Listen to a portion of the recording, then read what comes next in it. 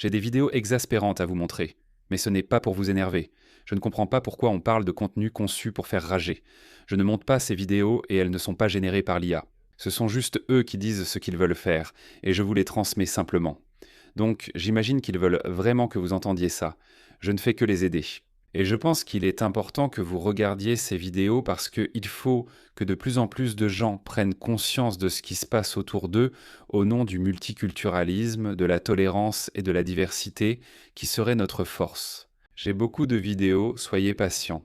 Elles sont révoltantes. Commençons par cette partisane de Zoran Mendani, l'islamiste énigmatique. Regardez cette femme. Je veux dire, certaines de ces personnes devraient simplement être expulsées, rien que pour avoir fait baisser la moyenne esthétique de votre pays. Mais écoutez-la. Ce sourire est tellement faux. Comment ce type a-t-il trompé autant de gens? Seuls les gauchistes peuvent être facilement trompés par le signalement de vertu et l'appel à des idéaux inaccessibles et élevés.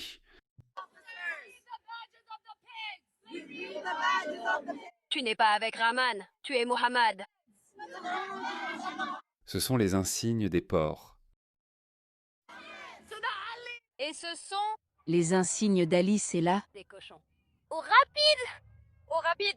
Au rapides! Au porc. Qui peut se réclamer du nom de l'islam? Elle encourage la mutinerie. Elle appelle les musulmans du NYPD à abandonner leur poste parce que ces insignes sont pour les porcs. Pour Mahomet. Montre un peu de respect pour leur nom. Montre un peu de respect pour les porcs. Ouais, Je ne pourrai jamais être policier. Moi, j'aurais complètement, tu sais, complètement fait preuve de brutalité policière contre cette femme-là, tout de suite. Mais regarde-le. Il va vraiment faire marche arrière. Il va juste reculer d'un pas.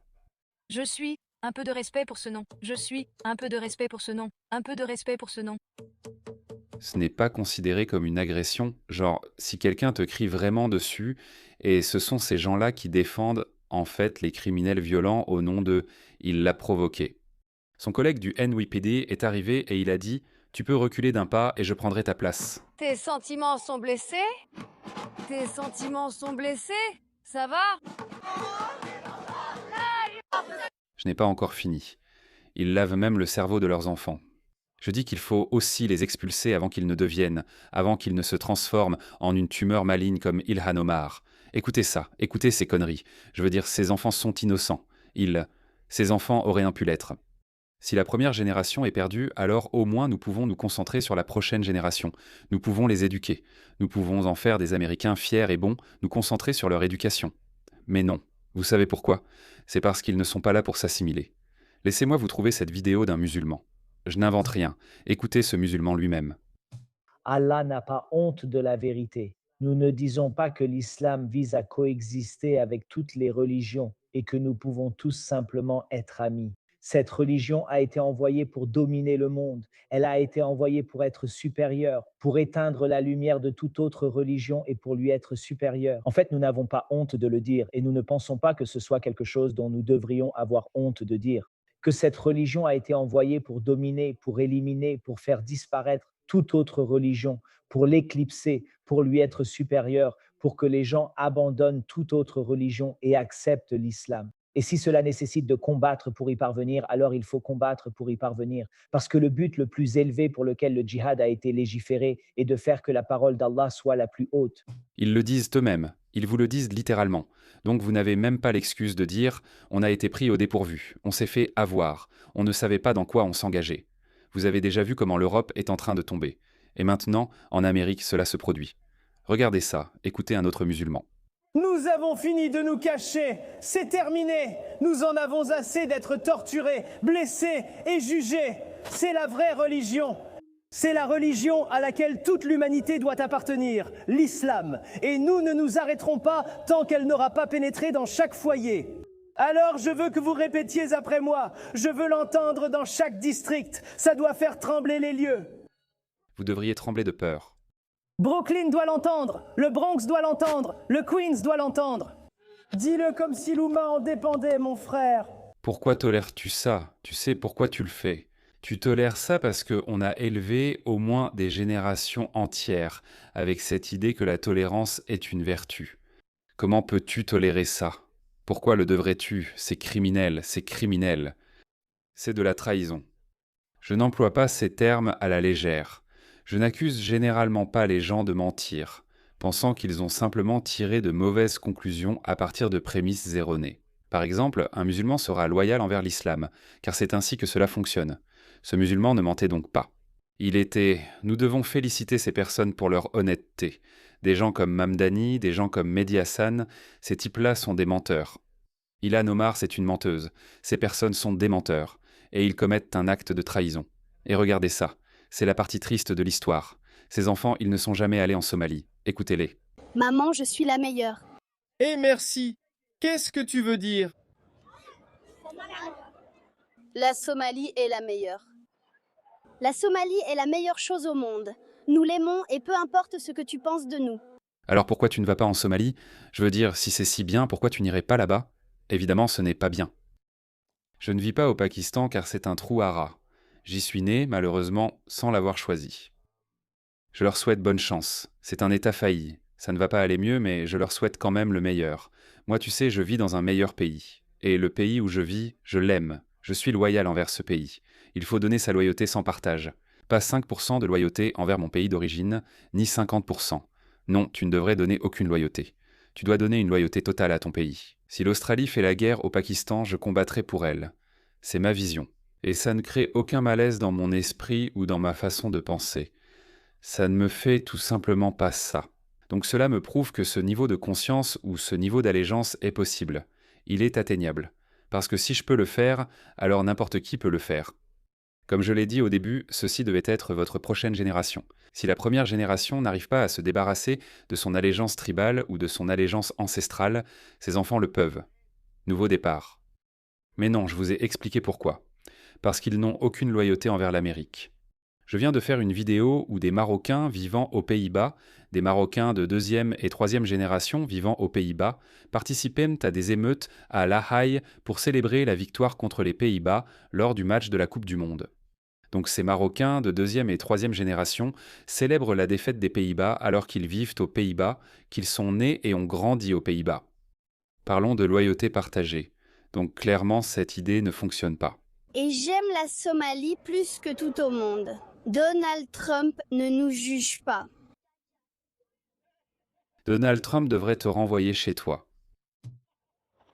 Vous tous. Regarde, mon Dieu, c'est quoi? Minnesota. Les pères fondateurs de l'Amérique doivent se retourner dans leur tombe. D'accord, oublie les Marocains vivant aux Pays-Bas qui célèbrent la défaite des Pays-Bas face au Maroc. D'autres musulmans sans lien avec le Maroc vivent aux Pays-Bas et célèbrent le Maroc parce qu'ils sont musulmans. Regarde cette vidéo, observe ces gens. Les garçons... Les garçons, dites-moi, qui va gagner aujourd'hui? Mon gars, tu sais que tu vas gagner aujourd'hui? Tu plaisantes. Allez. Regarde ça, regarde cet idiot. Probablement un Somalien, je pense, qui vit en Australie. Pourquoi soutient-il la Turquie et non l'Australie? Tu sais pourquoi? Parce que la Turquie est aussi musulmane comme lui. Et cela n'a rien à voir. Inutile de dire comment il sera traité en Turquie à cause de la couleur de sa peau, mais oublions ça. Mais il est heureux de soutenir la Turquie, un pays musulman comme lui, plutôt que l'Australie, le pays qui lui a offert la vie qu'il mène. Mec, si je devenais dictateur de l'Australie, je suspendrais la Constitution, expulserais et rassemblerais des gens. Ils ne méritent pas ces pays. Nous devons rétablir l'ordre. Comment faire? J'ai d'autres vidéos, regardez celle-ci. Regardez simplement leur haine envers l'Occident. Regardez leur haine pour le pays dans lequel ils vivent. Combien de temps allez-vous tolérer cela? Écoutez cette femme. Laisse-moi te tenir la main en disant cela. Je vais bien. Nous ne déménageons pas en Amérique parce que nous pensons que c'est un meilleur pays. Vraiment? Dis-moi en plus. Nous avons déménagé ici parce que c'est un peu moins pire. Tu dois encore améliorer ton anglais. C'est un peu moins de travail. Pire, elle est déjà le comparatif de mauvais. On ne dit pas moins pire, mais continue. C'est un peu moins pire que notre autre pays. Ce n'est pas une raison valable de quitter ton pays. Parce que tu es stupide. Nous sommes stupides. Pourquoi viens-tu dans le pays des gens stupides? C'est absurde de croire qu'on a déménagé ici juste pour des hot dogs et du baseball. Non, vous venez ici parce que vos pays sont des trous à rats. Vos pays n'ont pas d'armée, mais ils ont des égos de superpuissance. C'est pour ça qu'ils se font bombarder. Vos routes sont défaillantes, vos politiciens vous méprisent et il n'y a pas d'infrastructure. Voilà pourquoi vous partez à l'étranger. Mais quand vous vous installez dans ces pays développés du premier monde, votre ego intérieur continue de vous ronger parce que vous pensez que votre religion est supérieure. Vous pensez que votre race est supérieure. Vous pensez que votre culture est supérieure. Pourtant, vous êtes à genoux dans un pays étranger que vous détestez en réalité. Vous le détestiez quand vous grandissiez. C'est pourquoi vous êtes les gens les plus confus, perturbés, déséquilibrés, et c'est la raison pour laquelle vous agissez ainsi. Vous vous ridiculisez. Il y a ce conflit constant dans votre cerveau. Comment pouvons-nous être aussi pathétiques ? Mais nous sommes censés être formidables parce que nous suivons la meilleure religion. Culturellement, nous sommes les plus forts. Alors comment se fait-il que nous soyons à genoux ? Alors pour faire face, on crache sur le pays dans lequel on a déménagé. Tu sais quoi ? Tu joues avec le feu. Ce n'est qu'une question de temps. Je meurs d'envie de voir ce moment où ce moment arrivera, où les patriotes, ou pas seulement eux, où chaque personne se lèvera et dira « Tu sais quoi, on en a assez de tes pitreries. Dégage. Si tu ne veux pas partir, on va t'aider à partir. Boum. » Ça va arriver, les gars. Ça va arriver. Sinon, vous allez disparaître. Nous avons mieux pour y retourner. C'est stupide de penser qu'on a déménagé dans ce pays pour des hot dogs et du baseball. Nous avons mieux pour y retourner. Nous avons une meilleure ambiance. Alors retourne dans ton pays. La musique, la nourriture, retourne à ta culture. L'histoire, voilà, littéralement tout ce qui précède. Alors retourne là-bas. Rien de tout cela n'est vrai. Rien de tout cela n'est vrai. Si c'était vrai, il ne vivrait dit pas en Amérique à genoux. Il y a un proverbe en Pandjabi qui n'est pas politiquement correct parce que je l'ai critiqué pendant très longtemps, mais il a du sens, et je pense qu'il s'applique à ces gens. Donc je vais le modifier. Certains Pakistanais comprendront sans doute quelle expression j'ai reprise. Nous avons juste déménagé ici parce que ça nous est égal. Nous cherchons à gagner plus d'argent. On s'en fiche complètement. Oui, la raison pour laquelle vous ne pouvez pas gagner d'argent dans vos propres pays pourris, c'est parce que vos pays sont pourris. Économie pauvre, infrastructures médiocres, politiciens incompétents, personnes à faible QI, des gens qui ne savent rien construire. Merci. Merci de nous dire la vérité. Soutenez l'ICE. Si vous ne soutenez pas, vous soutenez la destruction des gens. Oui, je suis tellement en colère contre l'ICE de ne pas avoir expulsé plus de ces personnes. Je le suis vraiment. J'appréciais vraiment quand ces vidéos d'agents de l'ICE arrêtant ces traîtres sortaient chaque jour. J'adorais ça, j'adorais vraiment. Quand cela est arrivé à Alexandre Pretty, ou quel que soit son nom, et à René Good, je crois, désolé, je n'ai rien ressenti. Voilà ce qui se passe. Le pays où tu vis, si tu approuves la destruction des familles. Oui, on soutient que des gens comme toi soient détruits. Tu mérites d'être détruit. Tu dois être expulsé avec toute ta famille. C'est ce qui doit arriver. Détruit. Va donc vivre dans le pays que tu soutiens. J'espère que tu pourriras en enfer. Non, ça n'arrivera pas. Tu es déjà en enfer quand on te déporte. Pourri en enfer. Et je te verrai là-bas, ma belle. C'est sûr. Donc rien ne va se passer. Regarde la rage et la haine de ces gens. Je ne pourrais pas agir ainsi. J'ai dû le faire. Certaines choses sont instinctives. Comme je l'ai dit, je ne sais pas si je l'ai dit dans cette vidéo ou dans une autre, certaines choses sont instinctives. Par exemple, j'ai grandi en soutenant l'équipe de cricket pakistanaise et j'ai eu du mal avec ça. Je n'ai soutenu l'équipe australienne de cricket contre le Pakistan qu'à partir de 2021, ayant grandi en admirant Imran Khan, Wazir Makram, Shoaib Akhtar, des légendes pakistanaises. Eh bien, une fois qu'ils ont pris leur retraite, ça a commencé à devenir plus facile pour moi de les laisser partir, parce que culturellement, je m'éloignais de plus en plus de la société pakistanaise traditionnelle. Mais c'est difficile. Même pour quelqu'un comme moi, ça a pris du temps. Je n'ai pas soutenu le Pakistan. Je n'ai jamais choisi le Pakistan plutôt que l'Australie dans aucun autre domaine de toute façon. On pourrait dire qu'il n'y avait pas de conflit. Il n'y avait pas d'autre endroit où le Pakistan pouvait rivaliser avec l'Australie, à part le cricket. Peut-être que je n'ai jamais vraiment été mis à l'épreuve. Pourtant, j'ai toujours senti qu'il y avait un problème. Comment cela se fait-il ? C'est la dissonance cognitive. Il faut donner sa loyauté sans partage. Je comprends que c'est difficile, mais il faut essayer, et c'est ce qui m'est arrivé. Et peut-être que je pense que ça m'a aidé parce que, culturellement, je me sens plus en phase avec la société australienne qu'avec la société pakistanaise. Je ne pense plus qu'il y ait quoi que ce soit dans la société pakistanaise avec laquelle je sois encore en accord. Bien sûr, il y a toujours de bonnes choses à trouver dans chaque culture, mais il y a plus d'aspects de la culture pakistanaise avec lesquels je ne suis pas d'accord que d'aspects avec lesquels je le suis. Donc ces personnes vivent ce dilemme chaque jour de leur vie. Donc, au lieu de trouver des aspects de l'Amérique qu'ils pourraient apprécier, ils se sont consciemment dit qu'ils devaient détester l'Amérique. Regarde, as-tu vu comment elle a ridiculisé des éléments culturels américains comme les hot dogs et le baseball ? Franchement, tu n'as trouvé aucune joie dans la culture américaine. Comme, je veux dire, l'Amérique, waouh, quelle puissance. Vous avez Hollywood, vous avez les films, vous faisiez les meilleurs films. Je pense qu'en fait, je suis très déçu par les films américains maintenant. La musique. Elle s'est aussi moquée de la musique américaine. Vraiment? Vous avez plus de genres musicaux en Amérique qu'il n'y a probablement de musiciens dans votre pays d'origine. Je ne sais même pas de quel pays elle vient, mais je peux le dire avec confiance. Ce n'est pas de l'hyperbole. Je n'exagère pas. Je suis sûr qu'il y aura plus de genres musicaux américains que de chanteurs dans leur pays. C'est à quel point l'industrie musicale occidentale est complexe. Si tu ajoutes l'Australie, la Grande-Bretagne, tous les autres pays et les groupes et musiciens canadiens aussi, alors beaucoup de gens se moquent non, de la culture occidentale. En réalité, la culture occidentale est très riche. Certains essaient point de la rabaisser en disant « Borotite, on rempart, fish and chips, c'est tout ce que vous avez ». Mais la culture alimentaire américaine domine en fait le monde. Dans chaque pays où tu vas, il y a un McDonald's. Je ne dis pas que c'est tout ce qu'il y a en Amérique, ni que je suis fan de McDonald's, mais Pizza Hut, McDonald's, Burger King ou Hungry Jack's en Australie, KFC. Qu'a exporté ton pays dans le monde? J'ignore son origine. Bien sûr. Donc tu vas aller en enfer aussi. Super. Tu vois, maintenant, je m'en fous complètement d'où tu viens parce que vous, tous ces ingrats, vous agissez tous exactement de la même façon. Si tu vis actuellement dans un pays et que tout ce que tu fais, c'est cracher sur ce pays, alors retourne dans le pays d'où tu viens. Putain, petite remarque. Si tu résides illégalement dans n'importe quel pays du monde, en mettant de côté le fait que tu n'es pas heureux d'être dans ce pays, tu dois être traité en conséquence. Tu dois être expulsé. Et je me fiche complètement du trou à rats d'où tu es arrivé dans ce pays. Tu n'es pas heureux, pars. Tu es en situation illégale, pars. Et si tu ne pars pas de toi-même, il y a des gens qui seront ravis de t'aider. Et je te verrai en enfer. Non, ils iront en enfer avant nous car ils retourneront dans leur pays d'origine. 80% des Somaliens reçoivent une forme d'aide sociale, que ce soit un logement social ou des allocations.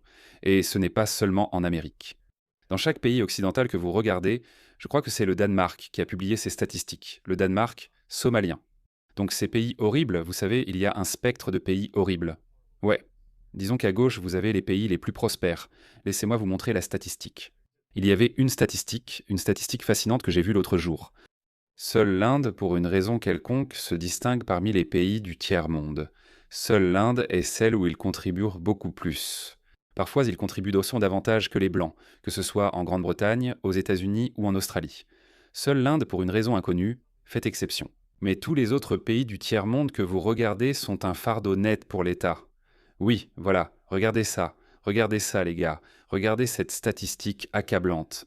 Contribution nette des immigrés en Europe, moyenne par pays d'origine. Regardez le plus bas, la Corne de l'Afrique. La Corne de l'Afrique, la femme montrée, puis le Moyen-Orient. La Syrie, la Libye, la Tunisie, tous ces pays, d'accord ? Et puis le Maroc, puis la Turquie, puis le Pakistan. Le Pakistan essaie bien meilleur que ces pays. J'ai même été choqué de voir qu'il est meilleur que la Turquie. Ensuite viennent le Vietnam, la Thaïlande, l'ex-Yougoslavie et la Lettonie. Je ne comprends pas ce qui ne va pas avec la Lettonie. Voilà le premier pays européen, la Lettonie, la Bulgarie et les Philippines. D'accord. Et puis il y a ces pays, même la Lituanie, la Chine. Oh, la Chine est là aussi, la Chine et la Pologne. Je ne sais pas pourquoi c'est ici. Donc c'est moins que 0 au cours de leur vie. Et c'est à peu près 0 par an, un peu plus que 0. Probablement moins de 500 € par an Hongrie. Et puis regardez ça, les pays d'Europe de l'Ouest. Ouais. Est-ce que c'est une surprise que l'Europe de l'Ouest et l'Amérique du Nord soient les pays les plus prospères du monde? Ces pays ont construit les meilleurs pays du monde grâce à leur culture. Regardez ça. Allemagne, Espagne, Italie, pays méditerranéens. France, Royaume-Uni, Amérique du Nord. Les Américains sont tout en haut. Où est l'Australie? Mais je suis sûr que la population australienne n'est pas très nombreuse là-bas. Mais si c'était le cas, je suis presque certain que l'Australie serait quelque part ici. C'est une statistique accablante, les gars. Ça vous montre tout ce qui ne va pas avec toute l'industrie du multiculturalisme. Regardez ça. Une dernière vidéo sur les musulmans. Regardez ça. Ils vous disent ouvertement ce qu'ils veulent vous faire. Ouvertement. Ouvertement. Ils ne prennent même pas la peine de se cacher. Vous êtes les bonnes personnes pour prendre le relais. Je dois comprendre. Je pense aux musulmans en politique ou ceux qui essaient de retirer le pouvoir à d'autres. Je suis Mami. Ils doivent en prendre conscience. Oh, Ilhan Omar ou Rachid Tlaib. Ces personnes-là ne vont pas abandonner leur pouvoir facilement. Exactement. Ils ne céderont pas leur pouvoir facilement. Ce sont bien les attentes de l'islam, non? Vous savez, est-ce que ça en vaut la peine? parce que certaines personnes pensent que d'accord, ce qu'il faut faire, c'est aller et retirer physiquement tous ces gouverneurs. Révolution, évolution. Si vous avez la capacité physique de renverser sans provoquer une quantité importante de sang versé. C'est en gros, tu as entendu ce qu'il a dit, si tu as le pouvoir de renverser le gouvernement, si tu sais que tes chances de réussir sont plus grandes que de perdre, alors vas-y. Que ce soit l'Amérique ou la Grande-Bretagne a quelque chose comme, je ne sais pas, 25 députés, des centaines de conseillers municipaux musulmans, des conseillers municipaux locaux, et des maires, tout compris. Des dizaines de députés musulmans. Le nombre augmente en Amérique. Et ils vous disent quelles sont leurs ambitions. Où vivons-nous, je ne sais pas. De quelles autres preuves avez-vous besoin? Ce n'est pas l'istita. Tout dépend de l'istita, non? Si vous pouvez changer quelque chose physiquement. Istita signifie votre capacité, votre aptitude. Vous le faites, d'accord. Si vous ne le faites pas, alors vous vous exprimez. Oui. Pour l'instant, ils n'ont pas la capacité de renverser les États-Unis, le gouvernement des États-Unis. Alors, exprimez-vous. C'est ce que font Mehdi Hassan, Mamdani, Rachida Tlaib, Ilhan Omar et tous ces gens. Ils s'expriment et tentent de laver le cerveau du public américain. Et puis, évidemment, vous avez toute cette génération de savants musulmans qui vous disent « Eh bien, ici, ils coexistent, qu'ils rassemblent leurs troupes. » Pendant que vous, Américains, dites « Soyons tolérants, eux rassemblent leurs troupes. » Voilà pourquoi ils agissent aussi agressivement. Je viens de vous montrer ces vidéos, en vous disant que nous ne pouvons plus supporter cela. Si c'est tout ce que vous pouvez faire, nous continuerons à nous exprimer et à demander des comptes. Vous serez traité de fauteur de troubles quoi qu'il arrive. C'est la fonction principale. Vous serez accusé de fauteur de troubles quoi qu'il arrive. Personne ne traite pourtant les immigrés chinois ainsi. Oui, il peut y avoir quelques incidents racistes mineurs. Personne n'a peur que les Indiens soient ici pour renverser le gouvernement des États-Unis. Oui, il peut y avoir d'autres problèmes culturels. Mais partout où vous regardez, dans chaque pays occidental, il y a un type de personnes qui sont toujours en train de défier l'État, leur démocratie. Il y a toujours un peuple, vous. Voilà pourquoi on vous traite de fauteur de troubles. Les centaines d'attentats terroristes doivent aussi être mentionnés. Ce n'est pas seulement un mouvement pacifique et verbal. Des centaines d'attentats, viols, coups de couteau et meurtres. C'est un miracle que plus de politiciens n'aient pas encore accepté la réalité qu'il faut expulser l'islam. C'est vraiment un miracle. Je ne sais pas combien de temps ça va encore durer parce que ça ne va faire qu'empirer. C'est tout. Du calife et de ceux qui sont sous l'autorité du calife, des nominations, de leurs qualifications et de ce genre de choses. Donc je pense que nous devrions être beaucoup plus prudents. Nous le devrions vraiment. Oui. Je pense que tu l'as entendu. C'est ce que ces gens veulent. Regarde ça, tu as aussi ces gens-là.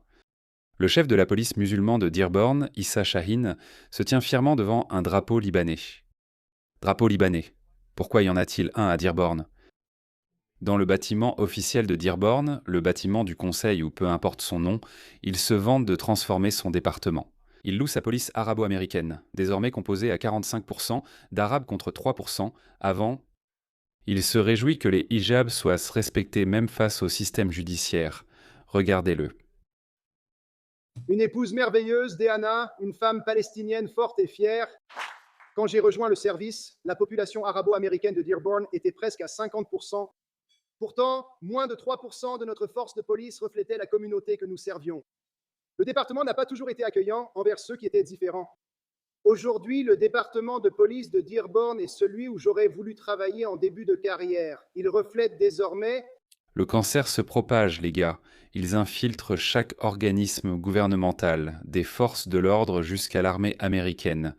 J'étais justement sur le point de faire une vidéo à ce sujet. Je dois retrouver cette vidéo. L'armée américaine, les gars, elle est directement attaquée par l'infiltration musulmane. La force militaire la plus puissante de l'histoire de l'humanité. En résumé, notre unique défense, la seule force de la civilisation occidentale, car les autres démocraties occidentales n'ont presque pas d'armée. Sans l'Amérique, on ne peut pas se défendre. Nous ne pouvons même pas combattre le Hamas, encore moins des puissances nucléaires comme le Pakistan ou d'autres grands pays musulmans puissants comme l'Indonésie et la Turquie. Sans l'Amérique, on est foutu. Et sans l'armée américaine, l'Amérique, c'est foutu. et même l'armée américaine. Donc notre Congrès est en train d'être infiltré. Les forces de police partout aux États-Unis sont en train d'être infiltrées, et l'armée américaine est en train d'être infiltrée. Et il y a une corruption idéologique. Et désolé, et nos universités ont été infiltrées. Les choses qui étaient censées maintenir nos nations unies. Vos valeurs sont la colle qui maintient votre société en ordre, qui garde votre tissu social intact. Et ces mêmes valeurs sont attaquées de toutes parts, les gars, de toutes parts. Regardez ça, l'Amérique souffre. Elle sert la communauté avec 45% de nos agents et officiers d'origine arabo-américaine. C'est un département qui respecte la dignité et les droits de tous les individus, y compris le droit de porter un hijab, même face au système judiciaire. Ce département agit concrètement contre les inégalités historiques. Ensemble, nous avons bâti une police valorisant diversité, équité et respect. DEI, diversité, équité. Un service qui sert l'ensemble de Dearborn avec honneur et intégrité. Alhamdoulilah, alhamdoulilah, je suis fier de servir en tant que votre chef de la police. Magnifique. Dearborn doit être vidé, le Minnesota doit être vidé. Plus nous retardons cela, les gars, plus vos mesures devront être radicales pour réparer votre société. Plus vous retardez cela, plus ce sera difficile. Et il y a un pays. Laissez-moi finir cette vidéo. Un pays souffre de l'islam depuis des siècles, mais il existe toujours. Peut-être que l'Occident devrait apprendre de l'Inde. Au lieu de leur faire la leçon sur leur façon de traiter les islamistes, peut-être devons-nous apprendre de l'Inde et même de la Chine. Écoutez ce politicien indien. Aucun politicien n'a jamais prononcé de paroles plus vraies au sujet de l'islam. Nous savons que là où la population musulmane est importante, il y a toujours des problèmes parce que l'idéologie islamique le dit ainsi. Je veux dire, il y a 200 millions de musulmans en Inde, la deuxième plus grande population musulmane mondiale, et vous affirmez que partout où vivent les musulmans. Si les musulmans dépassent 30%, ce pays est en danger. Ça ressemble à de la haine, on dirait un discours de haine. Facile de parler de haine. Je suis gentil en ne les laissant pas venir en Inde. L'article 14 de la Constitution indienne accorde ce droit. Femmes occidentales libérales typiques. Elles n'ont aucune idée, aucune connaissance de l'islam, aucune compréhension de l'idéologie islamique, pourtant elles ne ratent aucune occasion de faire étalage de leurs vertus. Il a droit à l'égalité comme toutes les personnes vivant en Inde. Je peux vous dire que c'est une mauvaise interprétation de l'article 4. L'article 14 garantit l'égalité entre égaux. Je vais vous donner un exemple. Toutes les personnes ne sont-elles pas égales? Toutes les personnes ne sont pas égales. Les musulmans ne méritent pas les mêmes droits en matière de nomination? Il n'existe pas de droits égaux. Ils ne sont pas dans la même catégorie d'égalité. Cela peut sembler très injuste, mais je suis désolé. Vous les avez entendus. Vous avez entendu ce qu'ils disent. Regardez ce type. Vous les avez entendus rapidement. Regardez. Malheureusement, de nos jours, nous ne répétons pas cela assez ou nous n'avons pas ce concept d'Aqida fermement ancré dans nos esprits que l'islam n'est pas venu pour coexister. Ce n'est pas un islamophobe qui vous dit cela. Il y a des centaines de savants musulmans. Ils vous le disent. Ils connaissent l'islam. Je connais l'islam. J'ai écrit un livre sur l'islam. L'islam, c'est oui l'islam. Et l'islam ya'alu wa la yu'ala alayh. L'islam est au-dessus de tout, rien ne le surpasse. Nous ne pouvons pas penser que l'islam est venu pour coexister avec ces autres religions, dans le sens où l'islam serait une religion parmi d'autres et qu'elles auraient une part de vérité, et qu'elles auraient une part de justice et une part, vous savez, de cette adoration d'Allah, la véritable adoration d'Allah subhanahu wa ta'ala. L'islam est venu pour corriger tout cela. L'islam est venu pour enlever l'oppression de toutes ces religions. Et c'est la seule vérité, et c'est la seule voie vers la justice. C'est tout. Ils cherchent à vous convertir par tous les moyens, honnêtes ou non. Donc c'est pour ça que ce politicien indien avait raison. Ces idéaux élevés, pleins de vertus et d'autosatisfaction, du genre « tenons-nous la main et chantons Kumbaya », ne vont pas très loin, parce qu'ils vous disent clairement ce qu'ils comptent vous faire. Et ce jour viendra où ils passeront à l'action.